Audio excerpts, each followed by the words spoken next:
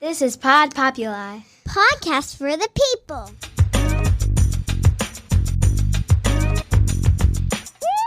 The Great Love Debate.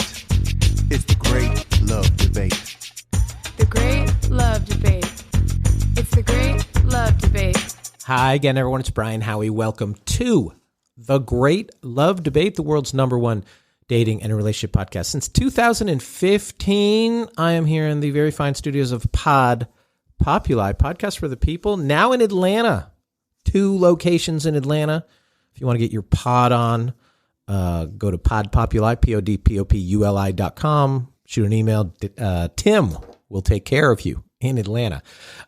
Anyway, so as I have said before on this show, during the last nine-ish years or so of the Great Love Debate, both our tour and this podcast, we've had to navigate some fairly treacherous obstacles, issues, and a lot of explosive landmines to both keep the conversation going and to keep it moving in a positive direction. And I will argue, and I certainly have argued, that this might be one of the most challenging times in history when it comes to love, dating, and relationships, because I don't think there's ever been such a confluence of seismic events and changes to the social and emotional topography as we've had recently. And you can be like, well, dating must have been hard during an outbreak of scurvy back in the day. And I'm like, I don't know. I think they just kept on doing it. A lot of scurvy sex went down back in the day. So I stand by recent times as being the most complicated time we've been through. And to review, the 5 socially huge things that have come up during the course of this show, last pretty much a decade, are 1, the rise of the dating apps, 2, the continued blurring of traditional gender roles, 3, the ubiquitousness and angriness of politics into the dating landscape, people wanting to know where you stand on Trump before you even open your menu. That's a thing. 4, the onset of COVID, which did happen, and I think in some way we are still dealing with all of that, the fallout from that. And 5, the rise of Me Too. So all of those things happened in the last 5 or 6 years, to some degree or to a huge degree. Now, dating apps affected the way we date. And the gender roles, I think, affect why we date. What do we want out of this? And as that's shifted, we want different things out of a relationship. The politics affect how we date. What are we going to get into in the first 20 minutes of meeting each other? Used to be fun. It's not that fun anymore. COVID affected if we date at all. Am I even going to see other people for 2 or 3 years? And Me Too affected who we date, because it completely took away the office romance. It completely at least devalued the compliment, and a whole lot of things that would churn up the dating pool. So the first 4 things on that list I knew would sort of level off in some way. We would adjust to most of them, but Me Too was such a Molotov cocktail thrown into everything. And yes, I will grant all of that. Rightfully so. There needed to be a reckoning. There has been a reckoning. There should have been a reckoning. But it really broadsided this great love ship of ours. It affected the dialogue in our shows. It affected the tone, the energy, the outcome, all of it. And I'm not even sure necessarily in a bad way. It just sort of shook up our snow globe suddenly and violently, and we had to harness and channel what came down from it. And as the movement, if that's what you want to call it, maybe a better word is energy, as it started to unfold, it was sort of an us against them mindset. Yeah, men have done me wrong. Yeah, men have ruined everything. Yeah, every man is a narcissist, an asshole, et cetera, et cetera. Women's marches started up, and high-profile men getting knocked off their perches one by one. There was this storming of the castle going on, and a lot of it was positive. A lot of it had some good and was needed. But a few months into it, a lot of women would come up to me after our shows or before our shows and say, I'm not sure I'm okay with any of this. Many of the women thought all of the women were on the same page with all of it. Take down the men at all costs. But there was another really large group of women who were coming up to me quietly and stealthily and whispering, I'm not really okay with the tone of this. Just, metaphorically throwing a grenade into the crowd and damage be damned. And then women would confess to me that they felt their voice and their narrative have been totally hijacked. And they couldn't have a part in the conversation because the conversation wasn't even existing. It was one group yelling loudly and drowning out the other voices and perspective. And I'm not saying any of this was a completely bad thing. Violent storms are followed by parting of clouds and eventually sunny skies. But they would come up to me and they would be like, I'm an attorney, but I would really just prefer to be a stay-at-home mom. And I can't because the women will attack me for even saying that out loud. And I thought that's really a large degree of dishonest dialogue going on publicly and privately. And so I would tell people who would ask me, is dating over? And I would say, no, be patient. You guys have heard me say this on this show.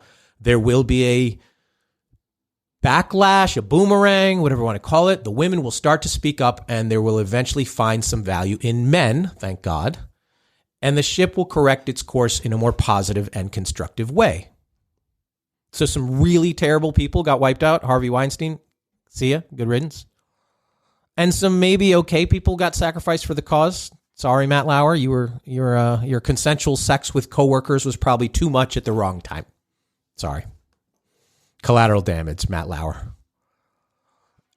And over the last 5 years or so, and it has been amazingly been 5 years that these main things have been going on, I kept saying, it will not just be okay, I think it'll be better than ever. And about 2 years ago on this podcast, I even went so far as to say, yes, men overall probably do suck, present company included. But I felt there is a larger pool of dateable men in America now than at any time in this nation's history. And I would get all this anecdotal and illogical pushback on that. You're wrong. No, this guy didn't call me back. Blah, blah, blah. All the men suck now. But as I said then, and I'll say now, there are more men doing the work, more men seeking answers, asking questions, listening to dialogue, engaging in discussions, reading books, going to therapy right now in the 2020s than at any time since, well, ever. So suck it, scurvy lads. And I thought eventually the calming down of the furor would come about because a new fire would come from somewhere. And I thought that eventually was going to come sooner than later. So lots of people dropped out of the dating pool over the last 5 years. And to them, I also say, see ya. But to the ones who hung on and hung in there and got a seat in the lifeboat, I thought there'd be this new dawn, that it would eventually come. And I think that dawn did come as I record this in the late summer of 2023. So put this episode in your time capsule and we'll see if it holds up. The dawn came this summer, this long, weird, and winding summer, and it happened because of two things. Two things that I think shared a singular energy, and I think that singular energy flipped everything on its head, and I think got us not just back on track, but I think onto a new track that will hopefully move everything forward in the years to come in the love world. So what and who are those two things? Wow. This is called a tease in the entertainment business. I will reveal them right after this. And we are back. And on that note, I think we are back to an era of some balance and a little more positivity and a lot of hope and really understanding of who we are, what we want, and why we want it. And so who, you ask, great love listeners, are the voices that have led this renaissance and rebirth of a new reality? Is not me. I've been shouting from the rooftops for a decade, is not me. It was never going to be a man. I stand by that. It was never going to be a man. Nope. It was Taylor Swift and Barbie. And you might be asking, what? Huh? Or you might be joking, Taylor Swift is Barbie. Or Barbie is Taylor Swift. So let me explain. First of all, from time to time, we do discuss Taylor Swift a lot on the show. She's always been incredibly relevant to the great love debate because she has a long and very public dating history. And she's always held a special place around here because we thought that she is such a great example of everything we want to discuss. That love is a little messy, that dating is hard, that no matter who you are going to get your heart broken, and that girls can be a little crazy. Got a blank space, baby, and I will write your name. And emotional, and guys can be a little jerky and unenlightened, and that no matter who you are or what you have, it doesn't ensure you of anything when it comes to your quest for relationship happiness. And that's all fodder for discussing on our show. But this tour, this monster Taylor Swift Eras tour, it kicked off in Phoenix this spring, and I happened to be in town for it.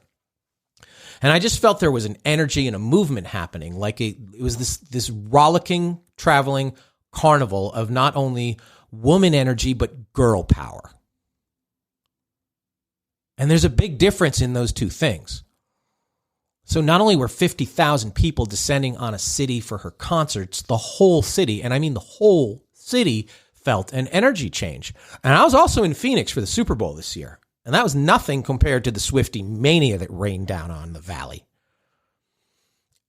And as the word would travel about this phenomenon, and it truly was and is a phenomenon, this tour, I will argue and have argued that Taylor Swift is not just the biggest star in the world right now. She might be the biggest star of all time by any metric. Longevity, success, prestige, money, volume, style, noise, but most importantly, energy.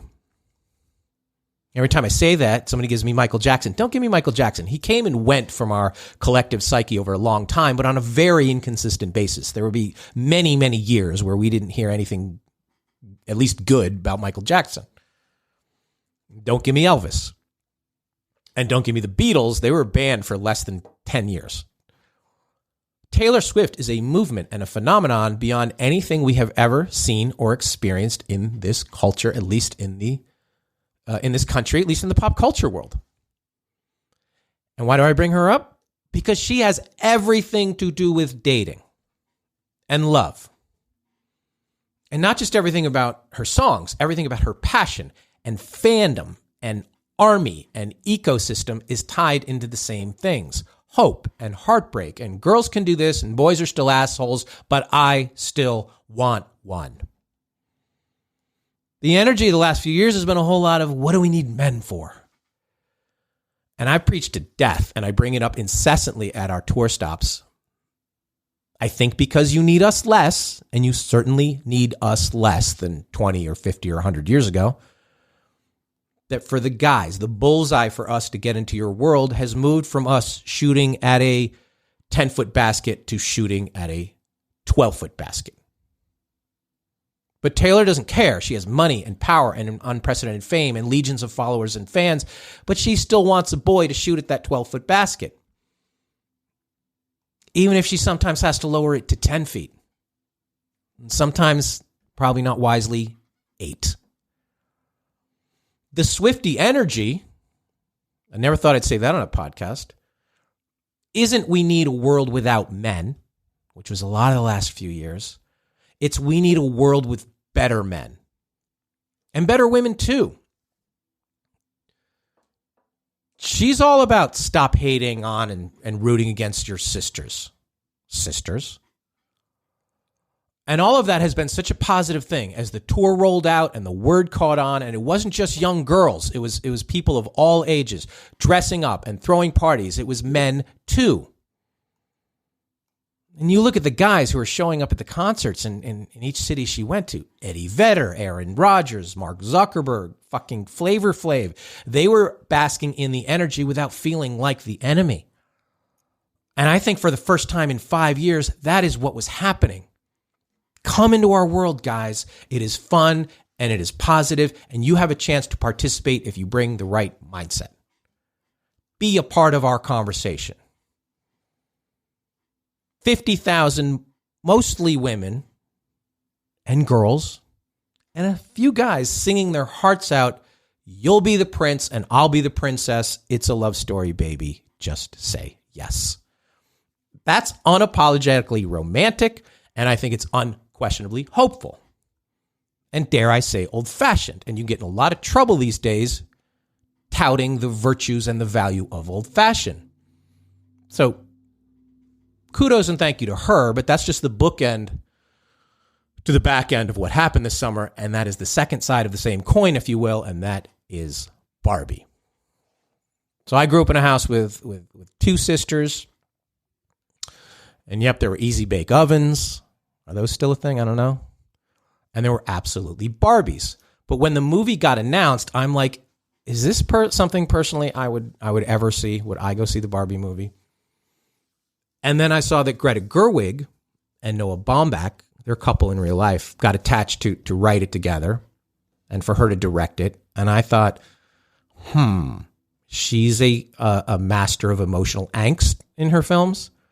And he's probably my favorite social observer when it comes to how hard relationships are.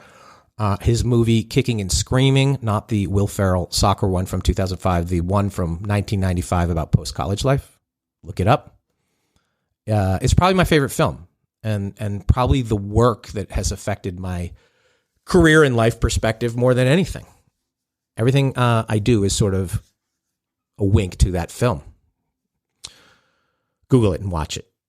So as far as Greta Gerwig, Lady Bird, I thought was the best movie of the year it came out. I think it was 1917, not that long ago. Maybe that was Little Women. No, Lady Bird came out in 2017. Laurie Metcalf absolutely got cheated out of an Oscar that year. But anyway, having Greta and Noah attached made me think, is this some movie I should care about? And then I mostly forgot about it until it came out.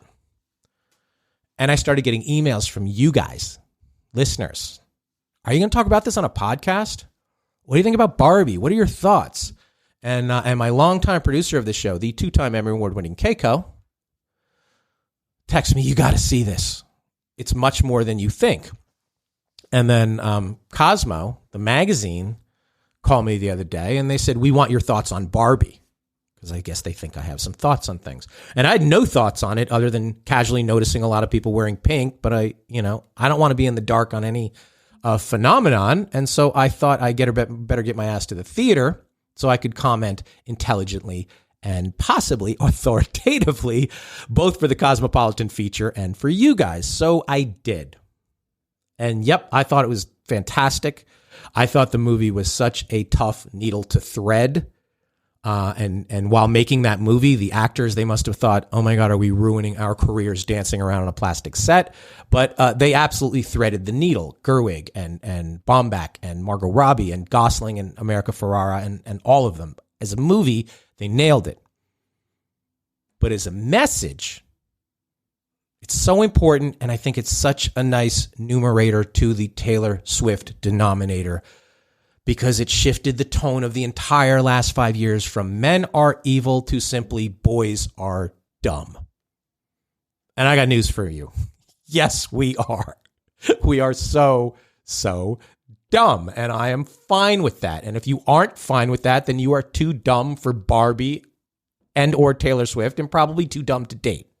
So have a seat. Good riddance. But for the rest of us, I think we're dumb but not hopeless. We can and should do better. And most importantly, in the Taylor Swift universe and the Barbie world, both of which are absolutely the real world. I lived on that Barbie Land beach for 10 years. That is the real world.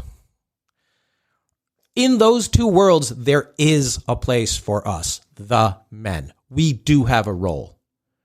we do have a purpose, and we are needed as love objects, as partners, or to simply lift heavy shit once in a while. It's totally fucking fine. It's totally fucking fine for me to say that, and it's totally fine for you ladies to admit that you might need those things. I'm in for that, all of that. And you should be too. The girls need to come together and do better. Stop the girl-on-girl crime. Stop the hate on men. It's more about you don't have to be a different you. Just try and be a better version of you. And maybe try to be the very best version of you. And that's absolutely okay with me, and it should be okay with all of you. Challenge accepted. Last 5 years, absolutely a destructive divide. Men lost sight of their purpose, and I think the women did too. The shifting of traditional gender roles that I talked about earlier, as they say in Barbie parlance, stereotypical, it required a regrouping that was new for everyone. In a matriarchal or feminist-driven culture, men are underappreciated. This would be Barbie and Ken. And in a patriarchal or a bro culture, women are underappreciated. And this would be Ken and Barbie. She's the plus one. But people can't live and thrive being underappreciated and thought to be unnecessary. And this will cause a revolt by the other side, which is what happened, and the tables turn, and so it goes. Back and forth, this constant struggle for power and control, keeping us apart. So, lesson learned, I think, on all of this, hopefully, maybe, at least I think it was heard. So, thank you to Ms. Swift, and bravo to Barbie. In the last half decade or so, the world has gotten so much harder. And this summer, those two icons made it just a bit softer in a good way, more feminine in a good way. So let's learn from it. I think let's grow from it. And the negativity, shake it off and move on and keep wearing pink. I like it. It's fun. It's flirty, and not just in plastic.